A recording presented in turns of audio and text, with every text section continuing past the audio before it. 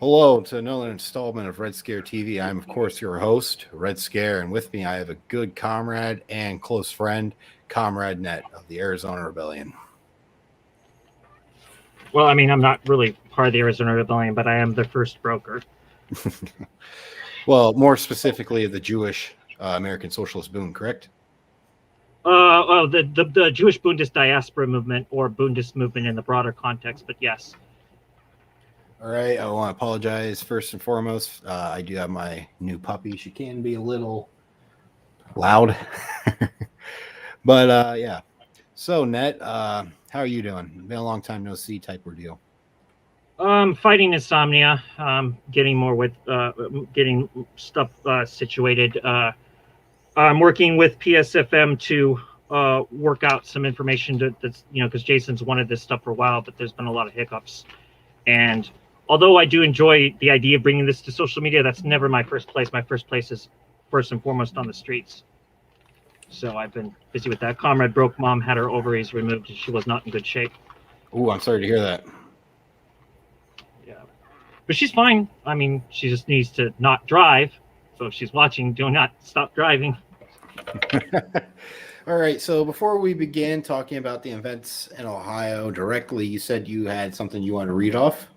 I have, if you will let me read this unabated, I will let you say whatever you need to say because, this is not an attack on you or Trav, because if it is, it's an attack on me as well. So I mean, this is the basic summary of it, and this should explain kind of some things that people have had some questions about, which we can then get into. So on the way to Ohio, the terminal was the most fascinating part because you see all of the black women that were working there, and there was a whole bunch of black women. They almost acted like DHS agents. And, the masses of people angry at them happened to be black men and women. And it was right then and there that I realized why Danke Kane talks about Tennessee and what you will see there. As everything he described, is probably true as when he described civil unrest, he was spot on about that. It's even in the terminals. Now I was up for days, and by the time I got to Ohio, I was hyper and more spastic than ever. Due to an imposed time crunch, I was anxious to say a lot. And on the day that me and Mason were on the Fellow Traveler stream, it was the same day that we filmed Between the Country, the Sacrifice Zone. So it was filmed during Shabbos, which was a frustration. This same night, I had my phone on during Shabbos for communication reasons, which I didn't necessarily open it though. When we returned from the ride, I went to put my phone in my backpack, and I saw a text from Donna Newman. It said "cow in a ditch," which, by the way, means that for emergency reasons, I need you to violate Shabbos. So I opened up the text, and the YouTube video that she sent me was, lo and behold, it was a video from Broden showing undeniable proof that B-Level had not only doxed me, but had set up Broden, Chris, and Mac to ambush Dark Snovia's stream. And I realized that after that my humanity meant nothing to B-Level, and that B-Level lied to me about Broden. And he did. He had lied to me about who Broden was. And this was to further B-Level's plan to start drama, which MRM is still paying for, which Broden also proved that was B-Level's agenda. Now, I did not make a big deal about any of this because deep down I knew or assumed that no one would care. And lo and behold, most people still don't. So I just don't bother. But I have a criticism for you. You actually get a very short criticism here because it's just simply the bottom line. My criticism to you about that whole thing is you didn't think this through. Fair enough. My criticism to Trav, you are a newbie. And I deduced this when I met you in Ohio. And overall, you are a great guy. I love you, bro. We are friends. But you act macho, and I don't mean acting like a dude. It's fine to act like a dude, but you act macho and you assume way too fucking much too quickly, and you're ridiculously dismissive. And you called PSFM niche, which I've been hearing this from the ML sphere considering Denmark is such a chauvinistic term, niche, and they have no idea what they're talking about. When in all reality, PSFM is older than the Fellow Traveler. his experience. And, it is survived by having small numbers and then growing big and then shrinking down and then smalling, but it always survives because of the way the structure is. We have invited MLs before to see if they liked our structure, because what we can say to the MLs is we have adopted a lot of their theory. Now, I rejoined PSFM just as I'm not really supposed to say this, but I was told at some point to say it, so I might as well say it now before I forget. It's the same thing with the Machika movement. Certainly, as that was collapsing, several people moved into PSFM, and I, from the Boone movement, moved into PSFM. As PSFM is dedicated to restoring the messages of both groups. And so, it is not my problem that Denmarkism aligns so well with Jason Unruh on many subjects, or other third worlders for that matter. Unfortunately, the fellow traveler has come to believe that Comrade Net seized control of MRM. When this was shown not to be the case, by the way, not Trav, but other people, they started blaming the Engle system and the Falcon in general. So that's the danger of such accusations. As this has been happening, Trav is busy thinking that I have this influence, when in reality I am just simply one of many. And this is an issue I have with you MLs on the other, is that you guys are atomized from each other, and yet you make assumptions. And it's not to say that you guys can't be badass, but you are atomized from each other. Now, I, Comrade Net, am one of many. I just understood that it was wise to work with MLs, and I was the first Denmarkist to really actually reach out to MLs hardcore. And I've been largely shit on for it. But that being said, one of the frustrations we have, and this is one of the reasons why I would like to see you, get far with what you're trying to do, Mason, is because the simple truth is anarchism as well as Maoism, they have a lot of street credibility, which I do endorse. But I don't think that it has to be exclusive to that. I think that MLs deserve the same street credibility. And I do suggest both you and Trav endorsing Denki King's party. So in my delirious state, this is my self-criticism. Try not to laugh, bro. Because you laughed last time we talked about this in private. So in my delirious state, after having my religion violated, which, to be fair, that was not their intention. And learning of the distressing news about getting doxxed, I did a number of crazy things. The embarrassing truth is that, I felt betrayed by somebody that I mistakenly identified with. That being said, I did a number of strange things, including I barely remember this, waking up Mason in the middle of the night, getting really up close to his face, like, bro, we have to talk. I remember that. Dude, I was ass naked in my bed, and you're standing there in my doorway.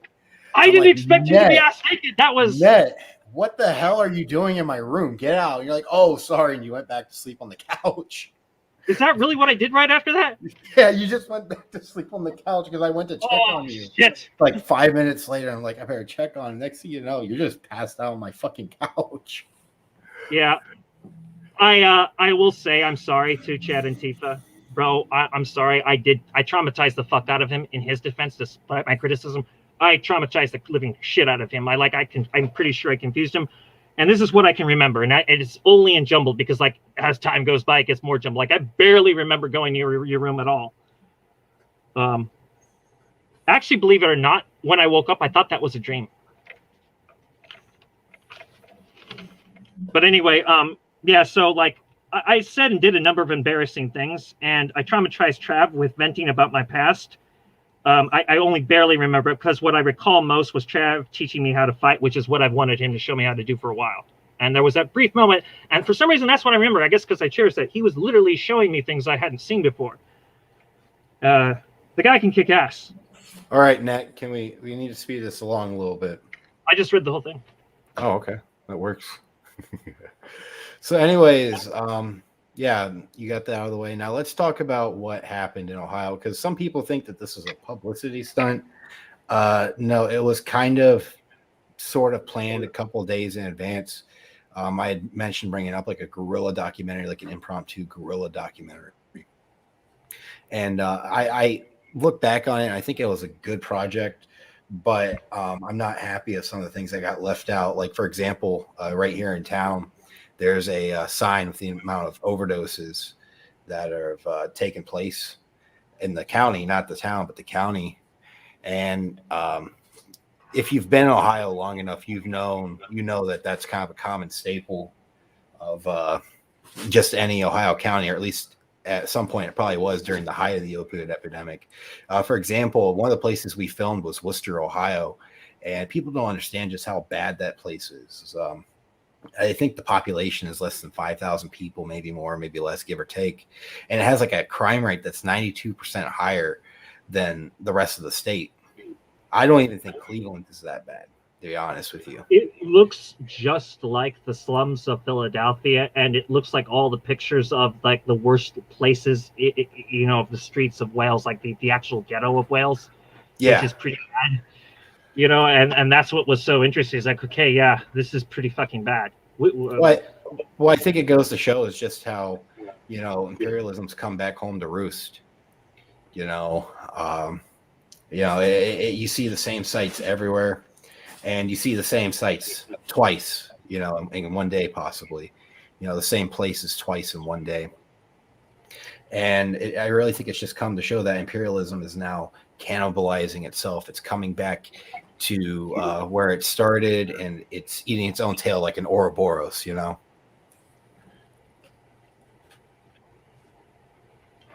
Yeah, indeed. I think that I think imperialism has been evolving, but I think as it's been evolving, it reached the point where it started cannibalizing. Yeah, and I think one of the saddest things we saw was, remember when we were seeing my friends in Mansfield? Yes, I do. I do. It was in that little cul-de-sac, and I hate it because I didn't include the footage for this, and I should have, because I think it really would have set the tone of just how third world the United States is becoming. There is a fire hydrant that was meant to be for that entire cul-de-sac, and that was at least on both sides, probably about 8 houses down a street into a cul-de-sac. And the only fire hydrant that was meant for that street had been shut down. It has been shut down for like years. So I remember that. Yeah, I remember. So think like all these houses, it's kind of like, I remember watching a documentary when I was little about, fires, I think in Taiwan or either that or Hong Kong, where it's like really, congested, and how, one house catches on fire and the entire block is catching on fire. And it's kind of like that, if one place was to go up in fire, the entire, cul-de-sac's going up in fire because the only infrastructure to put that out is not in service, and it hasn't been in service for years. So it's what actually struck me? What? That some of the buildings themselves. I mean, it's strange talking about buildings this way, but like the buildings looked dead in those places. Like the houses looked dead. Like they were falling apart. You had mentioned that, and it's funny because I had friends who were in a bad situation, and I mean, the entire place was basically should have been condemned. But the thing is like the housing crisis here has gotten so bad. If like you've had a house for a while, it's going to look condemned, run down. I think it's funnier because, the trap houses here look nicer than, the average working person's house, because they got to keep up those airs and shit. Cops were tell the cops, hey, we're not a trap house.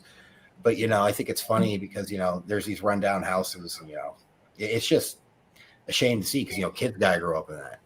Families got to grow up in that, and it can't be easy growing up in a place that's falling apart. The pipes are leaking and shit. You got gas leaks and whatnot. Fucking the whole place is falling apart. You walk through one of the floors and fucking you just plummet right through. Shit like that.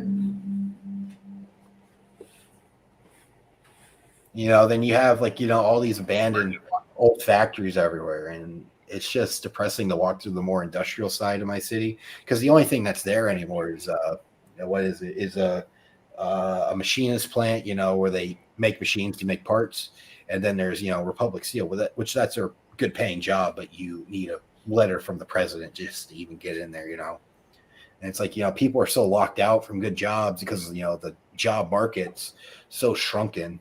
The only reason that the job market has expanded here or anywhere else is because people are holding down 3 jobs at once to pay rent. It's effective. What I like, though, is that it seems that COVID really made people question whether there should even be landlords. Oh, yeah. All the rent strikes and shit. Because, I remember here in my apartment complex, a couple people almost just, went on strike. Granted, it's only devolved into people leaving, and it's leaving the building management high and dry. But, it's like, do we really, really need these people? Because the thing is, landlords, are the most unnecessary class group creed, whatever you want to say, of people in this country. At least the bourgeoisie will fork out money for infrastructure every now and then, like Bill Gates is, much of the technocrat he is. At least Bill Gates will do something. But then you got the landlords, and it's like, hey, my roof's been leaking for 3 months. Are you going to do anything about that? Sure. 3 months later, nothing gets done. In fact, the ninth floor, you've been here before, you lived here, the ninth floor, everyone's moving out of there because it has black mold, and the floor, I guess the roof has been leaking about the amount of time that I've been living here. Yes. Actually, the elevator, the wrong thing. It's cool, but the elevator that was here, it was broke down for 3 fucking months. Really? I didn't see any problems with the elevator when I was there. Of course, I mean, I believe you. Well, there was a couple vomit stains, piss stains on the carpet, but other than that. I was not going to mention that. It's better that you did mention that. I figured. I don't know. Like, you were like, this is disgusting. And I was like, this is great. A rundown city that looks cosmopolitan. I looked right at you. I was like, man, you're Captain Superman, basically, like 1940 Superman. I know where you're coming from.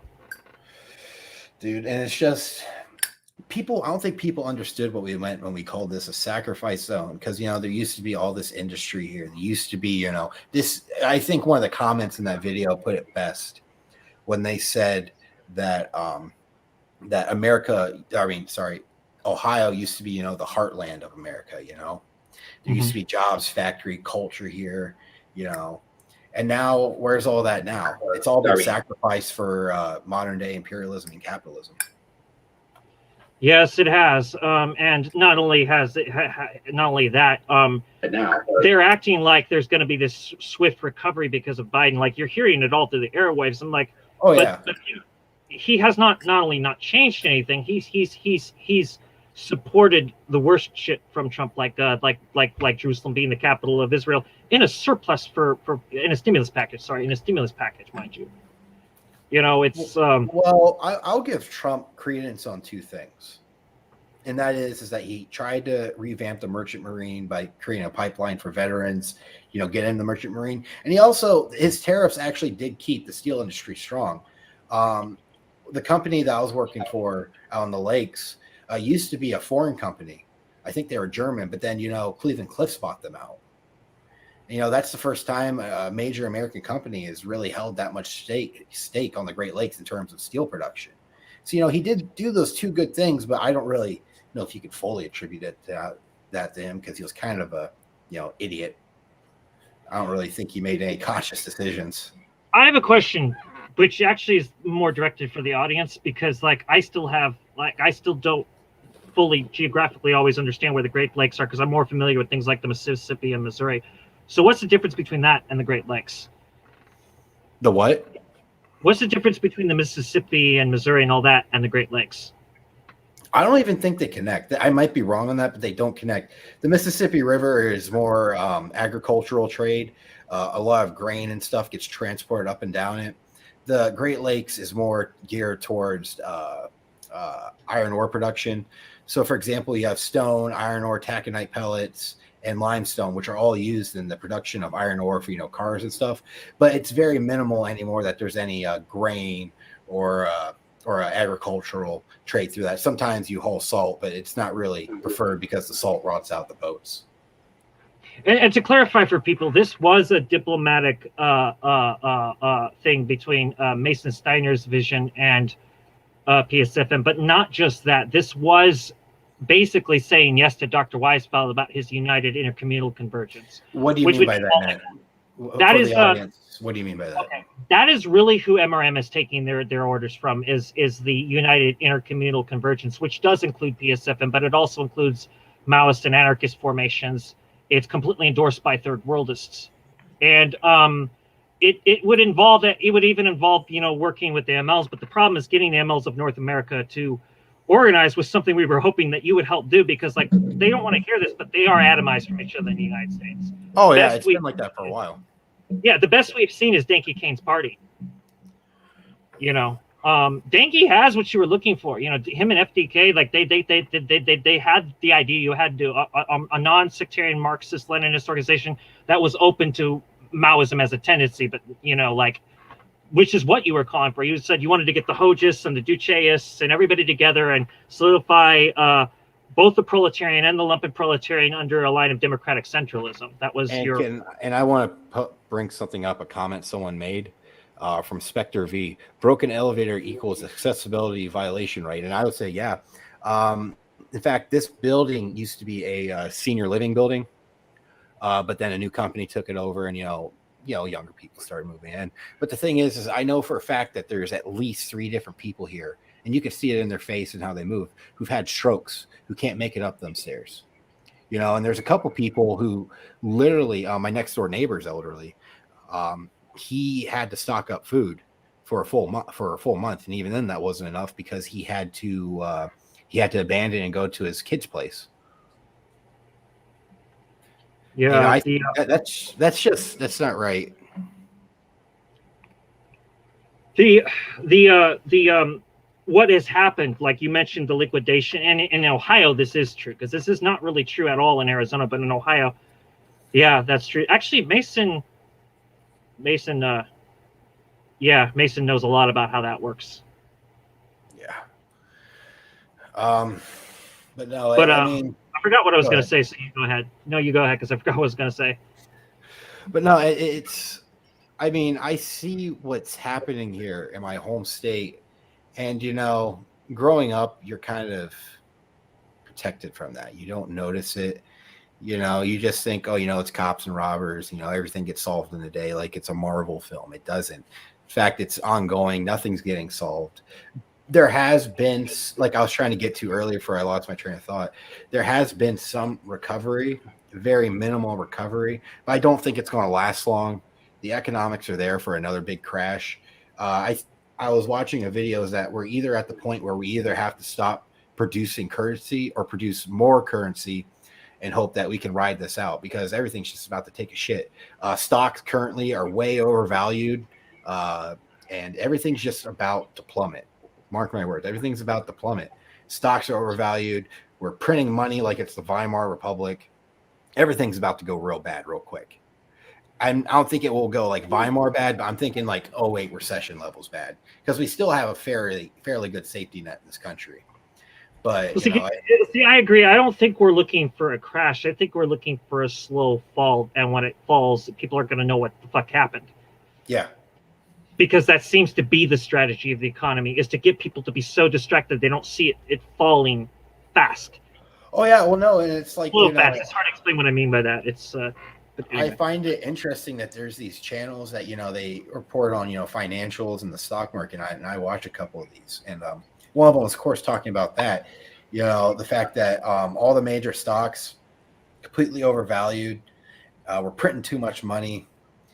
And the entire situation is just not looking good. It's looking pretty grim. I would. Happy Madman commented, U.S. money supply increased 33% since January 2020. Yeah, what's it backed by? Oil. Oh, of course. Andriok97 says, I will say if the bubble pops, it will fall fast. But which, here, Dust James. Economic devastation in Ohio, rural Midwest along the Mississippi, and this widespread driving all 48 mainland and delivered to what left in the steel industry, construction, and dry goods. I think I understand what he's saying. You do know Dust James. That's cool. That's cool. Jason actually appreciated his debate over the debate he had with Haas. Yeah, Dust is a pretty cool guy. I have a list of people I want to see. I want to see Caleb Maupin, Jason Unruh, and Dust James. But I just have to get a better truck at some point. I'm thinking about getting an old Bronco. But we're getting off track. Yeah, and my response to that, I should just not mention. But anyways, yeah. What else did you notice in Ohio, Net? Ohio has potential for a cultural get together, but it does require socialist. I mean, I hate to put it to you this way, but you need like Panther level like vanguardism over there, because here's the thing: is like if you allow me, because I get where you're coming from, but I think your idea to replace the police with proles, pro militias and lumpen militias is not going to work, because I think you're confusing me with someone else, Nat. I never said that. I do think the police as a repressive organ will still be needed in a socialist society to keep out the more bourgeois elements of society. I'm not saying, you know, like a secret police, you go around round people up who don't agree with us, throw them in gulags. What I'm saying is, you know, like rioters or counter-revolutionaries, like actual counter-revolutionaries, not people who just, you know, sit there and disagree. I mean, like, you know, yeah, that would be a different police force. I'm against all police forces, but War of 1812 type shit. Because the only reason that one of the main reasons the War of 1812 happened is like, yeah, you know, Britain took a break, but also is that there's still a lot of loyalist support here. You know, same thing that happened in Soviet Russia after they took over the Tsarist monarchy. You know, counter revolution is going to happen. It's happened in America. It's happened anywhere that's had a great. Wait a second, because I'm catching what you're saying, but I'm not sure if that's translating right, because like your position on the police has always been confusing. So like, if you could back up, what do you mean? Do you like, you know, like I want to keep the police, but I want to change their mission. You know, if a homeless guy is sleeping on a bench, it shouldn't be much of an issue, you know, until you get that fixed. You know, a homeless veteran, for example, has come back, PTSD, can't keep anything stable. You shouldn't be, you know, putting up spikes on fucking, you know, benches and stuff. Like, for example, you remember the bench that's out front of my apartment? Yes. They have that metal bar in the way to keep the homeless from sleeping on. You know, remove that stuff. You know, and I remember you showing me that. I was like, dude, this is like fucked up, because like you know, like you said it is. Oh yeah, they just recently they hauled off the homeless guys out of the county jail. They finally caught him for smoking pot, something that they could finally cart him away from. You know, from out front of the building. Remember that homeless guy that was living out there, had the purple hair? Yeah, they finally carted him off. I guess they either caught him day drinking outside or smoking pot. But you know, I think that the mission of the police should change. And granted, this isn't going to, you know, take away of all the problems of policing. You know, I think, you know, like Karl Marx said in Gotha program, which, you know, I'm not blindly quoting someone to prove my point, but I think it is a valid point, which is, you know, in the early stages of society, there will be the birth pangs coming into a new society. So, you know, counter-revolutionary elements are still going to be there. Very reactionary elements of society are still going to be there. You know, it's not just going to be, you know, the revolution's won and, you know, we got nothing more to worry about. You know, counter-revolution is always going to be around the corner. And, you know, we need an organization, a police force to guard against that. It can't just be solely on people's militias. Now, I do think, you know, we should have people's militias because, you know, if all else fails and the government becomes too corrupt, that should be in the hands of the people, an armed wing of the people who have come together, formed their own militias, you know, to come together and overthrow that government and restore the order. I agree with all that except the police part. I'm sorry, we're never going to agree on the police thing. I've warned you about this. I know, but the thing is, you know, you need to have the official guard and you need to have the unofficial guard, if you get what I'm saying. That I agree with. I just think it could be done without police. This actually brings me to something. We need to go through with Jason's idea of Maoist rebel gang, where it's me, you, Trav, and Jason, because I am tired of the way people talk about China. Like, you and I disagree about China, but like that was never a problem. We could explain why we disagreed.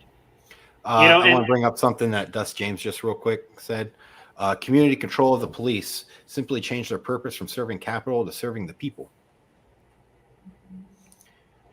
So I think a direct election of the police chief and having that direct election of that leader to, which is how I interpret this, and direct election of that leader to in your local community to overview the policing force.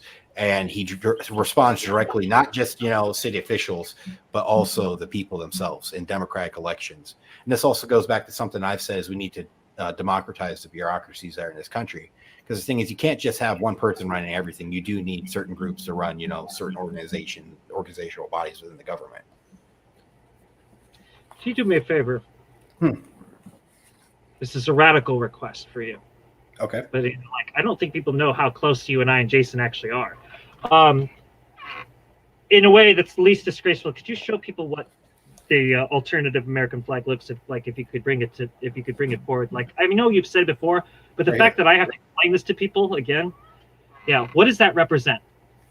Well, it's called the American civilian flag. It's used by various different political groups, mostly right-wing groups, but I want to take it away from them. I don't think they deserve it.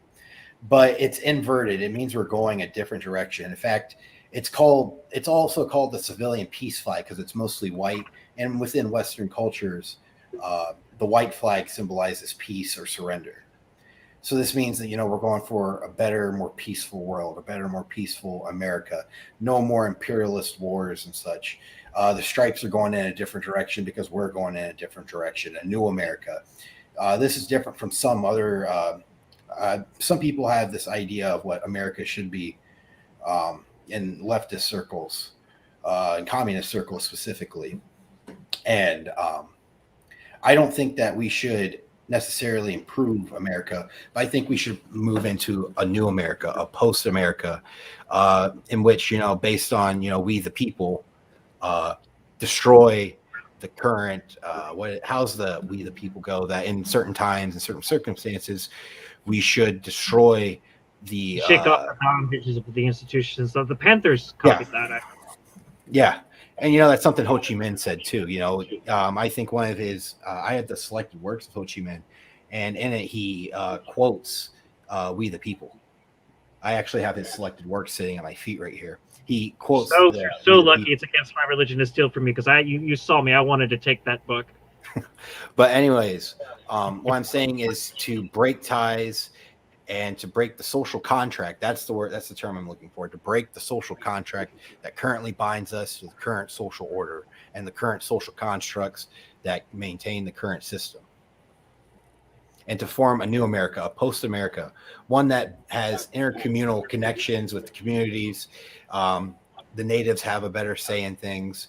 They have certain tribes based on, I'd say, their population numbers, have more control over their areas. Reservations have completely semi-autonomous control over their regions, and have a say in that. And I think a larger council that involves, those areas and treats them like states to have that as their area. Because I also think that integration has failed. There's multiple different Americas. I always like to go back to Charles de Gaulle when he asked, how the hell do you govern a country with 69 flavors of cheese? Charles de Gaulle being the former prime minister of France and a war hero of France that helped eventually lead to their liberation after they fell during the Nazi invasion and occupation. Excuse me. So, I always like to go back to that question. How do you govern a country with 69 flavors of cheese? And I'd say the answer is intercommunalism, because to a certain extent, integration has absolutely failed. The only way you're getting integrated into African American lumpen culture is if you become lumpen yourself, which is what we're seeing in many millennials who don't have the same middle class background. They're in lower class areas. They're moving into the ghetto and they're taking up the I want to say what is the dialect that is Ebonics? That is Ebonics. They're taking up Ebonics. They're integrating into that. But in the same instance, we don't have that all around because we still have the more rural communities and stuff like that. So what we need is intercommunalism, because the thing is, poverty is a issue across the board. And the thing is, we bring in these survival programs. I think we'll eventually show that we're not all that different, and we'll break down the racist myths of difference. You get what I'm saying? Yes. And bring together all these cultures. Since people need to know how to speak in reciprocity, can I offer up a disagreement with a bypass that still agrees anyway, which is always the problem with you and me. We disagree, but there will be those those pearls within those disagreements where agreements are still in there, as I don't think that people understand that. So what you're talking about is the sanctity of multiculturalism, which I agree with. In fact, I think that when you or others in your position speak of America, they're talking about that social freedom thing, which I do believe in protecting. Mm-hmm. But I know it's believed that, oh, well, what else are you going to call it? People identify as American. Not everybody does anymore. No. And this gets into where I've said, the difference be like I would use that same flag, but I would use it in a different way. Because for me, I'm for patriotic socialism, which actually means when the white man applies to the natives for citizenship, it's a demarcus tendency. It's the main ideology behind PSFM. Well, they would say methodology, not ideology. And they do agree with New Africa, and this stipulation that we come with is Middle America could be New America if both New Africa and the natives agree, which I know that's where you disagree, because you would say that New Africa contradicts intercommunalism. I would say that's actually Matt, are you still there? Yeah, I'm still here. Are you there? Hello? It looks like we cut out a bit. We cut out a bit there. Okay. Where did it leave off? Like to the chat. Where did that help me, guys? Here, I'll look back at the video real quick.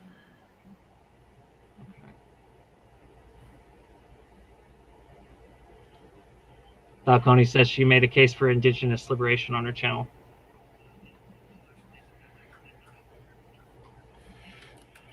Hang on.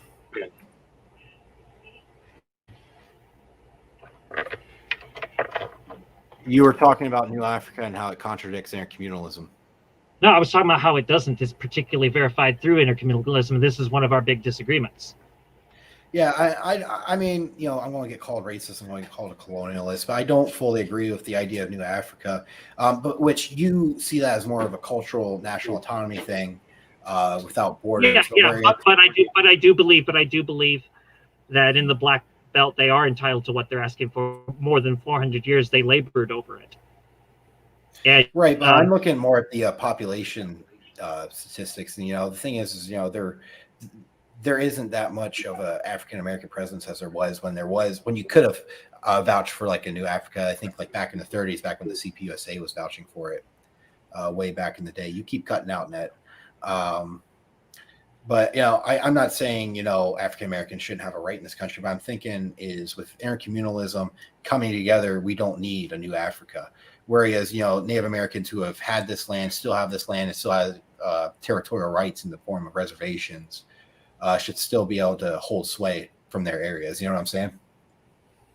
No, I do. I do get where you're coming from. Like the thing that I would say is that there's two things that I see happening, and both will happen. There will be Black people that want to be part of the multicultural network, and one that will want their own autonomy away from that.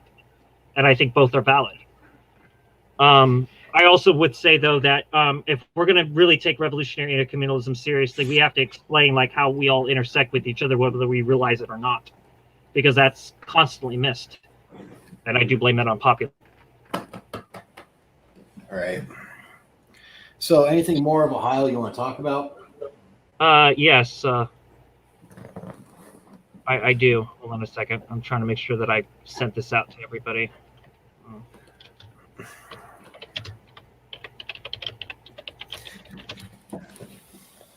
I am letting Falcone know that I actually do agree with her. That's fine. I haven't sold out Falcone. It's just that this reciprocity is necessary because it's already confirmed that the United Intercommunalist Convergence has the four tendencies: demarchism, Maoism, anarchism, third worldism. And if the American Leninists can organize, they could, in theory, be part of it too. But you would have to be in a different camp because we have too many disagreements. But we have enough agreements to take on populism. And populism is a threat to the whole conversation, I think. Oh, definitely. Populism is such a vapid ideology. It serves nothing except, social fascism or social democracy, as you might call it. I agree. It's very third positionist, is it not? When you think about it, how it works and how it operates, populism. And left-wing populism, I think, is more scary because you always notice that the right-wing populists will speak more in the neoliberal terms, but it's actually the left-wing populists that sound like Mussolini all the time.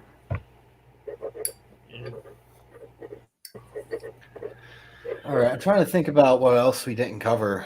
How would you describe one of the places we visited was Mansfield, Ohio. How would you describe Mansfield, Ohio? Mansfield. Now, just so I don't get confused, which one's Worcester and which one's Mansfield again? Worcester was the first place we viewed. Mansfield is where my friends were living. The one that had the fire hydrant that wasn't working in a cul-de-sac full of houses. All right, your friends were in Mansfield. Okay. Mansfield is hell. Mansfield looks very similar to the shit that happens in South Phoenix and the shit that happens in like the fucked up areas of Avondale, and like there's like it reminds me of certain places in Arizona. It reminds it looks identical to a street I once saw in Philadelphia that I stayed there for an hour, and it was, you know, just that the houses were falling apart and everything like that, and fire hydrants that don't work. Mhm. You know, like everything that I could say is okay. This is pure ghetto. That's what that was. And you know, hearing the stories of your friends, I was angry for their sake. It's not my right to be angry for the sake, but like I've heard these things before, and like these things never change. It makes Do you me want to angry. bring up one? I don't remember anything they said really, but what was one of the stories that really stuck out to you? Well, I mean, not being able to get employment, worrying about, you know, the money still coming in for their kids because they have kids. 5 Like kids. yeah, losing sleep on I relate to that all the time. Like losing sleep all the time because they wake up or something happens they can't, you know, like deal with the with, you know, the, you know, like you know what comes after and paperwork with insurance. That's if you I mentioned, you know, that my first born child, when she was born, you know, the nerve C6 and C7 got you know, uprooted. We had to later take her in for a surgery, and she was one of the lucky ones. And this was a little bit later. But the fact is, I remember getting mail from Gerber Baby saying, written to my child who was an infant, saying, "This accident may be like this. This may be your fault." Yada yada yada. And if you remember, I brought that up to them. Yeah. Yeah. And you know, like I think I think the fear of losing kids for shit that they shouldn't, like that is that, you know, for unfair reasons, is what stuck with me the most. and you know, I hate this this notion that ever since the 90s, you know, latchkey kids kind of went away. You know, that, you know, from like the 80s, latchkey kids, you know, started and then went away. You know, it's never went away. In fact, I say that that's become a more verbose issue. Because the thing is, you know, I'll be rolling through like Canton at like 11 at night, just driving around trying to, you know, just think, you know, clear my mind. And you'll see like kids just like hanging out in like the middle of the ghetto. You know, latchkey kids, they probably don't have any adult supervision. You know, they're probably coming home, cooking a microwave meal. And, you know, that was me for a little bit when I was a teenager. You know, I didn't have a parent there. I was coming home making microwave meals or scrounging together money from the job I was working to get like a pizza, you know, from like Domino's or some shit. You know, and I think, you know, I fear a lot for the youth in this, just in this country, yeah, but also in this state, because I see how bad it is getting with this youth. In fact, my dog I just showed was given up by a very young woman. She was only about 18 or 19. And she was like, you know, just randomly messaged me, "Hey, do you want this dog?" And then I see what it looked like. It was a more rural part of Ohio called Zanesville, Ohio. Uh, it's very rural, but a lot of the kids there have a very ghetto-minded, urban. I don't want to say urban. That doesn't sound right. More I like the word. ghetto-minded. You They need to have a redeem the very word. You want yeah, the word America redeemed. You should redeem the word urban. But keep going. they have a very urban mindset. Half of them would probably join the Bloods if they wanted to, because they never had any good, you know, direction in life. You know, the one girl I was talking to, she was like, "Yeah, last year, you know, I was a huge meth addict." And keep in mind, last year she only would have been 18. And you know, this is a repeating story that you're seeing all over, not just this country, but you know, this state. You know, and it's terrible to see. You know, most of my friends, you know, from high school, a lot of them, I was good friends with one guy. I'm not anymore. He became a huge fucking meth head. In fact, he's currently month 6 in county jail for burglary. You know, breaking into someone's house, I guess, trying to steal money for more meth, or, you know, items to sell for more meth. That's a bad state of affairs. But you know, I think you work very good with Trav. And what I'd like to know is if Jason's willing to share MRA, and I know Red Scare, you are Red Scare TV, but like you branching out networking for the solid MLs in North America would be useful. Someone asks, Robert Hall asks, Mason, are you familiar with Painesville and Ashtabula? I'm in the Painesville area. Hit me up on Discord sometime. I wouldn't mind talking to you. But I'm very familiar with Ashtabula. I've been a couple times. But, you know, Ashtabula, you know, Ohio, at the worst, you have to go south in Ohio from up north, and that's about a 5-hour drive. So, you know, you're not that far from me, Mr. Hall. Let's see what some of the comments are saying. What do you think of this term? What do you think of this comment by Dust James? All effective communists are populists. It's a broad term. I disagree. I think that there are things in populism you could learn from, but I think that overall populism is. I forgive me for sounding like a like. I mean, I'm just going to say what really is on my mind. You say populism, the first thing I say is hardcore anti-Semitism. Why is that? Because whether right wing and saying that as someone who is Jewish, why do you say anti-Semitic? Because it's always done to trivialize or to claim certain struggles are ideal when they're not. You know, like it's very and it always you'll notice it's wing fascists actually sound more like Hitler and Mussolini. The right wingers sound like Margaret Thatcher and shit like that. You know what I mean? Right. Like when we're talking about populism, you know, it's always used to distill like how certain people, like for instance, the mass Jewish masses in the United States are actually censored, believe it or not, because even though the Zionist narrative had been in the majority, that is shifting largely because of the generations. And people like me are not just about uplifting the Jewish anti-Zionist voice, but giving credence to the ultra-Orthodox, which always get demonized because they have old views. But it was those old views, those old religious views that kept them from imperialism. And that's where I have issues. It's one of the reasons why I refuse to ever call myself a communist, because to me, communism, I know what you mean when you say communist. What do you guys mean? You guys are talking about direct democracy. That's literally what you're talking about. But I don't hear direct democracy when I hear communism. I hear assimilation. That's all I hear. And that's largely because of the behavior of, you know, most Western ML chauvinists and how they've acted. And I didn't know that when I first came into like, you know, movements. I just realized, okay, communists are kind of assholes and they think they know everything. And they may know a lot, but they don't know everything. And like a good example of this, there's always falling back on Lenin and Stalin and taking them like they're articles of faith, or assuming that they must be correct. Well, Marx said the lumpen proles were worthless, so that's all there is to it. Never mind that relevant to North America, Huey Newton threw that permanently out of the water. You know, it's just, I forgot what the original question is, and I went slightly sidetracked. I'm sorry. You're gonna have to bring me back, buddy. I'm sorry. It's fine. You're talking about the lumpen proletariat and Stalin and Marx. Yeah. These dogmas, which I was thinking that the MLs who were well read would at least do what you were doing and say, you know what, actually, we kind of dispelled Marx in this area. And so far, you're the only ML that does. And so while a lot of us may have contentions with your concept of America, like we are willing to work with that over, let's say, others who are more populist. Because if we express why we are uncomfortable with your position or your line, you'll know why we're saying it. You are more capable. You have you know why we say, hey, we disagree with this. No, we do want New Africa. We want this. We want that. Like, and we don't mean in mind that we ended up, because think of it. You know what I'm talking about. Did we cut out again? Just a little. You were heard. Yeah. So I'm hoping that you will do what you wanted to do, and I'm hoping will unite the MLs in Canada and the United States so that they can also too join the United Intercommunalist Conference. But it with the fact that because the differences are so obvious, you got to split out and make an American and Leninist camp. Right. And combat. Like, I will say this to everybody: proletarian patriotism belongs to Mason. He came up with all of that. The Americanist argument was Mason Steiner's. Finbull only exists because of Mason Steiner, and why Finbull is because of Mason Steiner. And I do think people should.